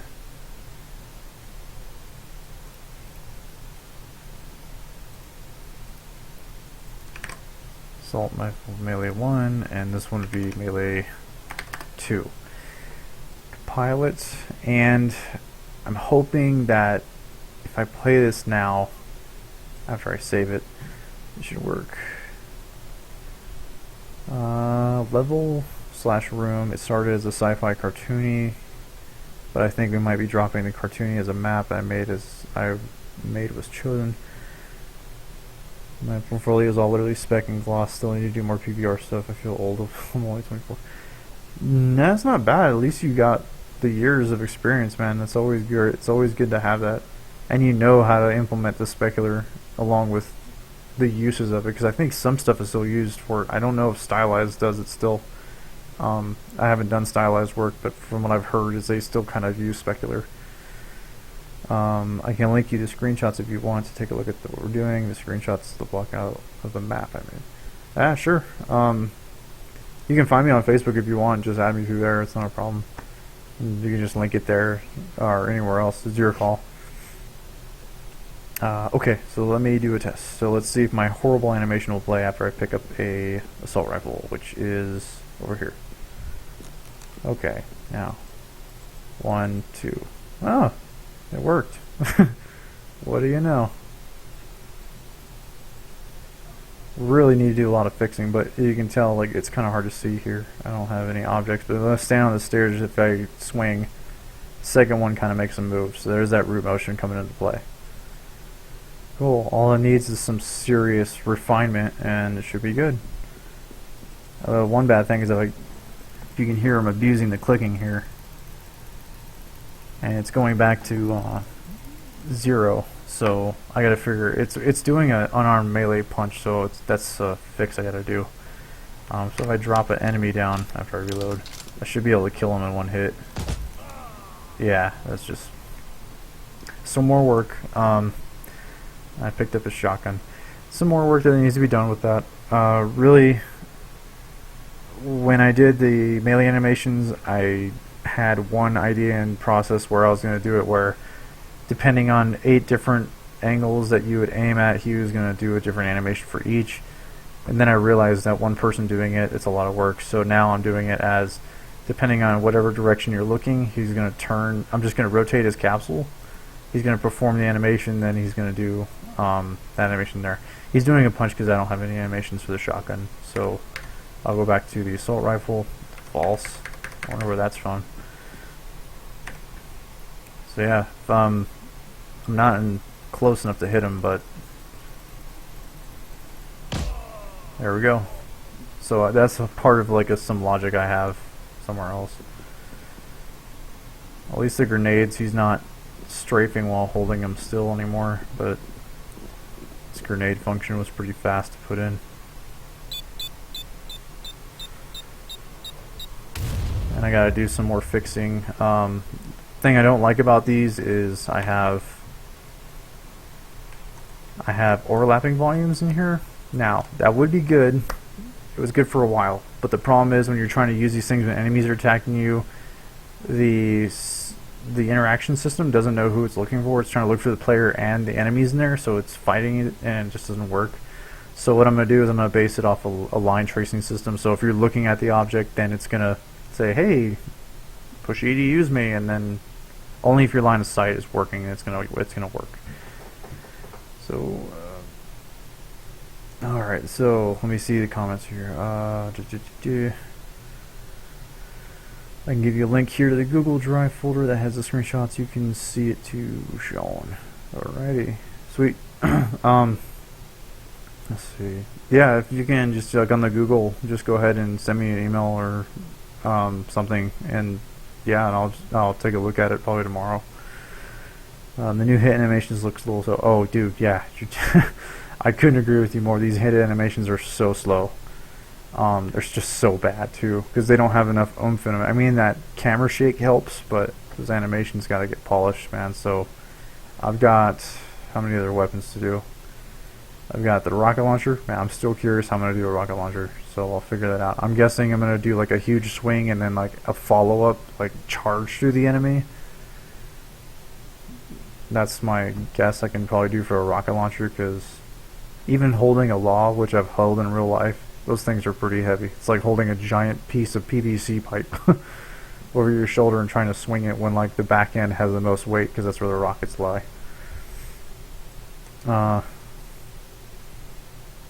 Throw the rocket launcher at them. Yeah, that's a plus. Shotgun, I think I'm probably going to reuse a lot of the same animation for the assault rifle because I'm looking at time constraints. Same with the sniper rifle. SMG might be the same as well. Yeah, a lot of these two-handed weapons are probably going to share the same animation for all of those. I'm curious, does this still have that going on? Let's take a look. Oh, I guess that got fixed. Yep, it got fixed. Sweet. There's that impulse. Can't send the web address, dang it. Okay. Do you have my email address at all, Red Rooster? Because I'm not sure if it's available. On my channel header, I have my email on a few places. Yeah, before we had it, we had a little bug where you could pick up objects when you threw a grenade. Now, to not throw a grenade, I switch weapons, and he just puts the grenade back. It does a really quick little clip. Because I haven't really refined it. It took me like 2.5 weeks to get that grenade system kind of going. It's loosely based around that physics throw object marketplace asset. I just kind of took what was existing and I kind of changed it so that way you can freely like aim and still move around. Whereas the other one, you had to you had different distances you could choose to throw. and you can still move, but this one here, I made it so you're aiming the mouse and he has the distances that he'll throw. It has a limit between how close and how far you can go. So you can go a good distance out, but it stops after a little bit. I'm curious to see something real fast, so here, let me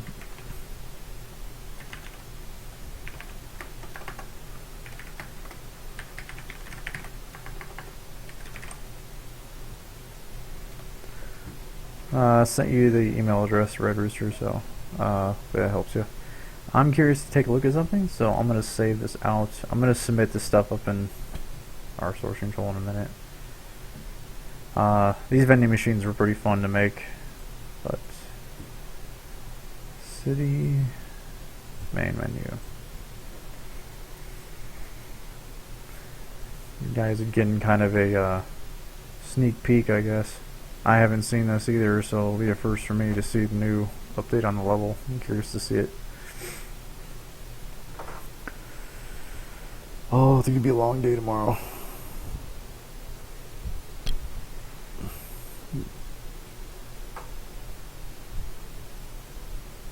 Okay, so main menu is loaded. I really wonder how we got the menu into its own level.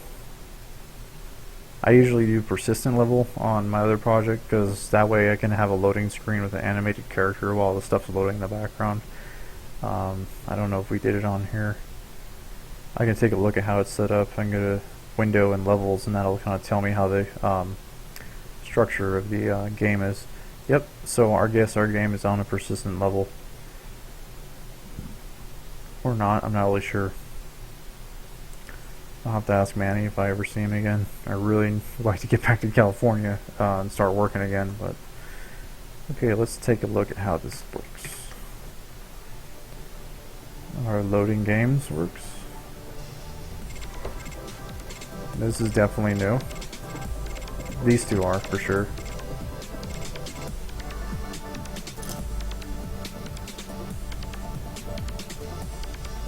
Oh, that's not working right now.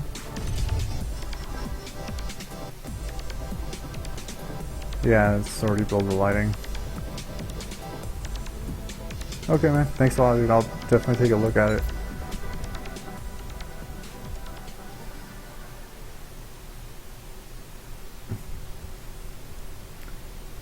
I load it pretty quick. It's not too bad.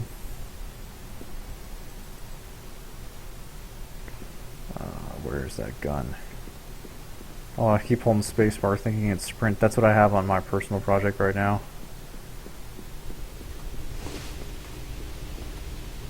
I wish I could make that a little bit more fluid. He's not standing up. There he goes.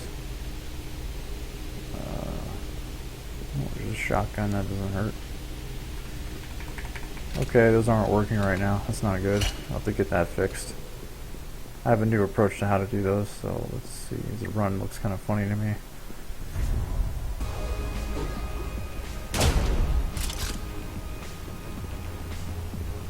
And we got a camera clipping going on. What I talk about that is when this character gets in the way of my camera, the boom arm forces my camera to go forward. So in order to alleviate that, what I'm going to have to do is I have to go back into the character and not turn off ragdoll, but I have to change his settings to a different collision type so that the camera boom ignores him. It gets really crazy when there's tons of enemies around. I've had this happen a few times. I fixed it before, I just gotta fix it again. I think it's kind of cool we were able to implement different scale of characters, so he's much bigger than I am.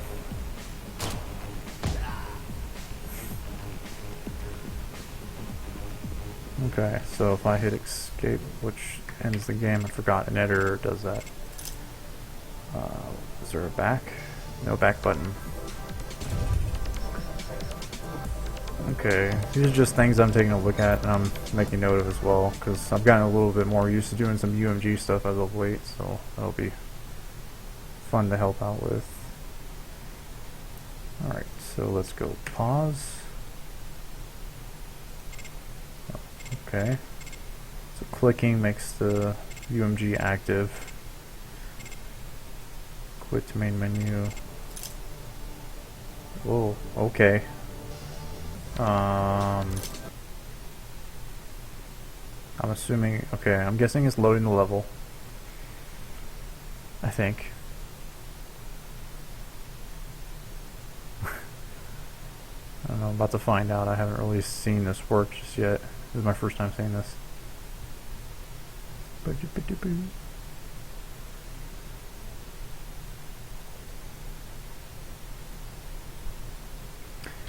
it didn't work and it crashes, then that's okay, because I've already saved my work. But yeah, there's the concept art in the background of the level I did. Or I tried to do. Remember when the thug render was puny? I'm trying to remember. What do you mean, like when they're really easy to kill or something? Oh wow, okay, this is the first I've seen this. Some of it. I did make the blueprint splines for the wires. Huh. I think the textures are still loading, I think.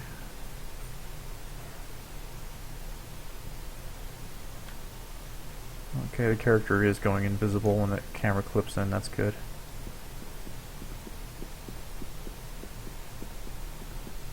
Whoa.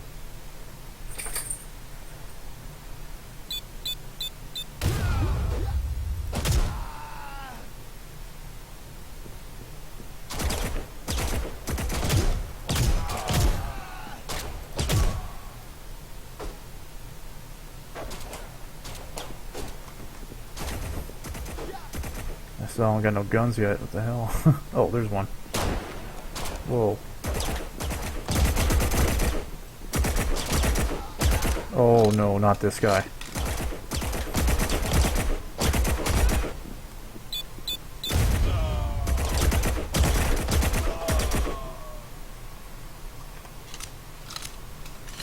Okay, that's fun. I'm not going to go any further. Don't want any spoilers, but oh, it's coming along.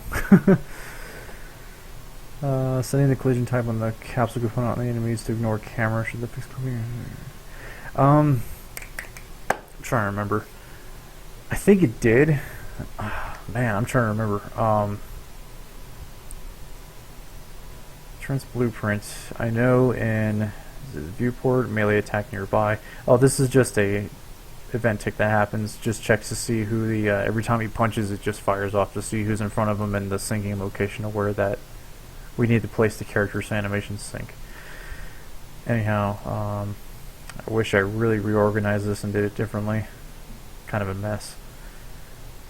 Like all of this section over here is nothing but it deals with weapons. That's it. So let's go for his camera. Player, camera, actor overlap. So I think this is it right here. Well, they weren't scaled correctly and they were super small. I don't know how they did that. I think they did that because they were trying to work on like random scaling for the you need more functions. Oh yeah, dude, I know. I did macros and I have only that many functions. I have so many interfaces and stuff which could be replaced with functions since this is a single player game. And from what I've also read somewhere, the interfaces are kind of heavy, I guess. I'm not really sure, but functions are definitely a way to go. Really teaching myself how to learn multiplayer. You really learn how to optimize your stuff. That one asset game I bought, the generic first-person shooter project, has been very useful. Some things, as I've kind of gone through it and kind of learned what he did, some of the things I would have done a little bit differently, and just only personally, in my opinion. But he probably knows coding better than I do, so I'm not going to question what he's done. But we all have 100 different ways to do stuff. So camera visibility and overlap handler. So this is all this is a collapsed graph. You can select any nodes that you want and just collapse to macro function or node. Collapsing it to a node makes it into its own little thing. And then you can double click and go into it there, so that's where it exists. But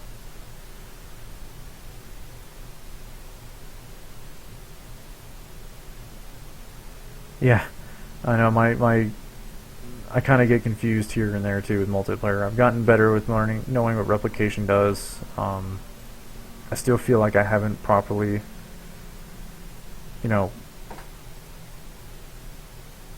correctly done all of it, but I feel like it's working pretty well. I did a test recently on a multiplayer game that I worked on, and it's working pretty well. It's pretty stable. So it's good to know that the information I've given you guys, I'm not, full of, crap, but it's worked. The only thing I'm coming across that's acting funny is the characters. I don't know if it's in general because that's just how game lag is in multiplayer. But the question was in the comments was I'm doing multiplayer now. It's crazy. It's been doing blueprints for 3 years. It's all single player stuff, and multiplayer maybe 4 months. My head is still scrambled. But is it possible to get your live reactions to screenshots? It's not possible because my camera on my computer does not work. Sorry, man. The only multiplayer I've been able to do was to get the game to grab your Steam name and enable Steam overlay when you press Shift Tab at the same time. Oh, okay. Oh, you went through all that. Yeah, I went through that too. It was definitely a good tutorial that I went through for it, and then I realized that if I opened up the what's that called? The multiplayer shootout game, which is on the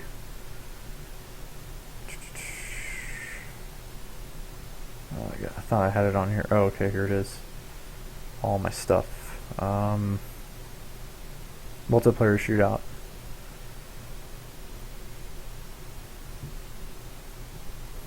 Yeah, just going through that one there. Just looking at their blueprints, it was pretty good. It got the idea across on how to get Steam integrated into your game and working.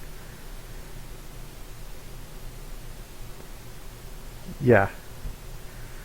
Yep, same here. I've kind of used it as a base for mine, and I've just kind of grown on it.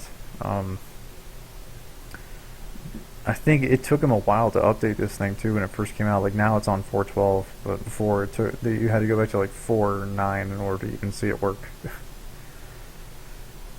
I'll tell you, this asset's pretty good. The Blueprint key rebinding system. I know there's one out there from Rama that's free, but I'm still totally using it. I'm getting a full implementation of it on my little game because I needed to get a way to get the keyboard bindings and Tesla Dev, right? For which one? For the keyboard rebindings? No, this isn't from Tesla, I don't think. This is from a different guy. I know Tesla, when he first started out, he was doing a lot of videos that went over really quick systems. He was doing his own game, I think.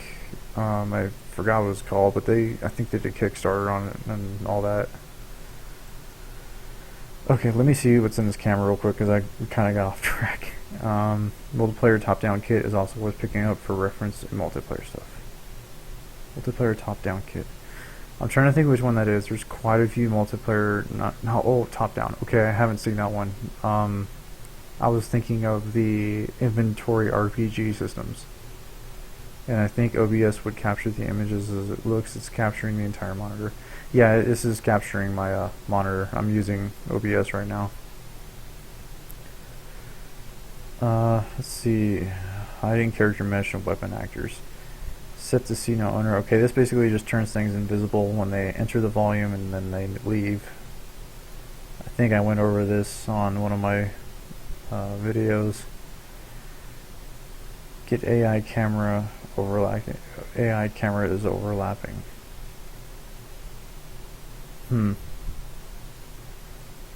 Yeah, I'll have to go through this again, but I had it set up before where it was supposed to take the AI and change them so that way they were not set to ragdoll in the beginning. Only when they would die they get turned to ragdoll. Tesla Dev for the Steam linking tutorial. No, I didn't use him actually. I didn't see anything in terms of really multiplayer stuff he has. It's been a really long time since I've gone on his channel. Let's see, I'm not speaking negatively at all about him at all at any means. I just haven't been on his channel. Where did I go? It was, let's see, UE4.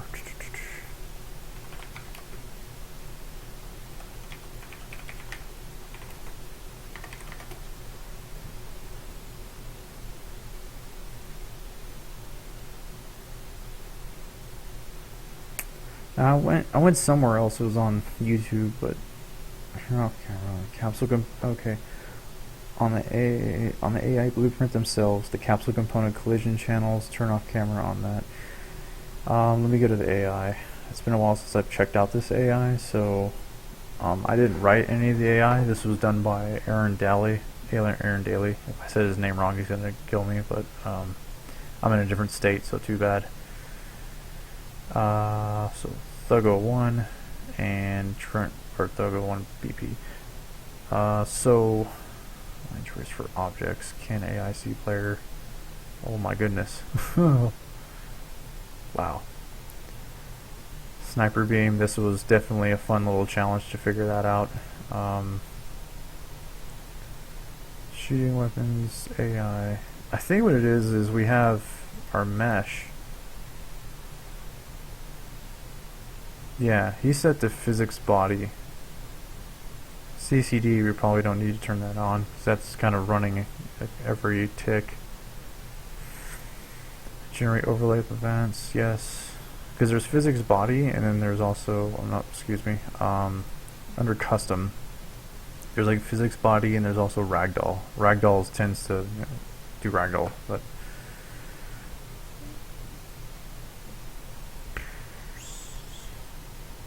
turn off camera.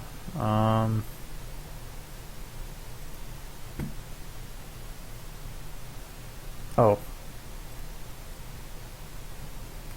jeez. This one. Camera, ignore. Okay. Mesh, ignore. Sphere, ignore. Capsule. Overlap all dynamic.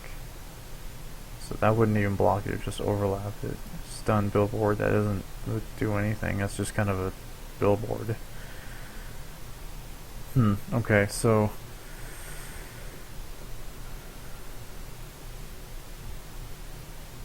dim comments. Yeah, that's kind of how Aaron did it. This is, like I said, this project's like about 2 years old or saying. We do it when we can, and this project started from when we first were getting into Unreal. Like, none of us really knew the Unreal Engine, nor did we ever know blueprints, so we were learning blueprints from the ground up. So we kind of had to learn it on the fly, and a lot of this stuff could definitely be changed. Let's see. Is there even a collision in here? Let's see. Collision. Try to look. Nope. Capsule collision.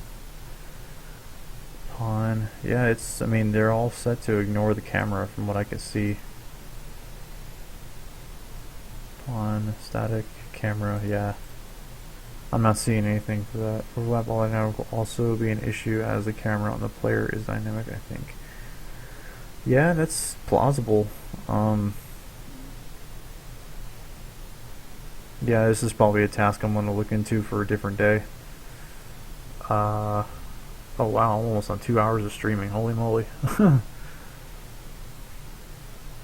It's organized chaos. Well, it's the chaos he understands, and if it works, I mean, you can't really argue with it. What was the other thing? The thing I think is kind of cool is that, yeah, there's a little thug character, and we have a headshot volume for him, and the little pistol he has, but I think every time we hit compile, it runs a construction script, and it gives us a different and new enemy. I think it's only set to the Thuggo1 right now. But it scales them up to different sizes. Let's see. Yeah, this is our construction script. I helped write a lot of this in terms of this sets a lot of the materials, the weapons, what kind of weapon they have. If they have this weapon, then this is the type of color they have. Yeah, quite cool. Should randomize their clothing color too. Yeah, that's what we have down here.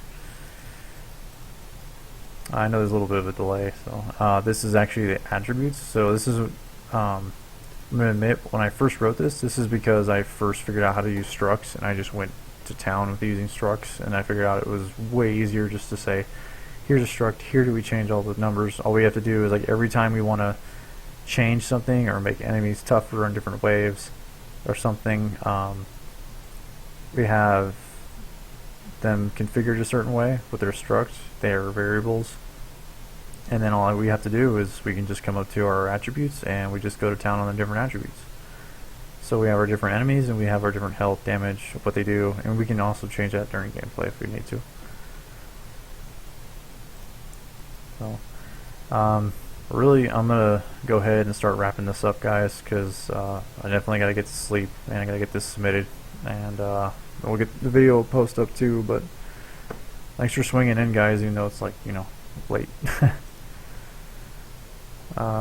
Glad y'all tuned in too for watching me make that horrible animation and seeing that it worked. So hopefully I helped out with you guys. And if you, but I'll try to had structures and broke it, and it had structures and structures. Yeah, I did the same thing too with a few things.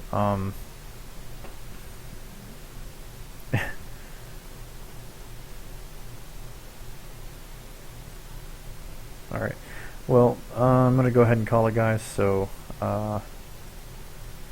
thanks for swinging in, and I'll try streaming a little bit more often now. I'll try to get some more videos out, hopefully in the near future, and other than that, I'll try to set an announcement for the next time I go to streaming, so alright, I'll catch you guys later.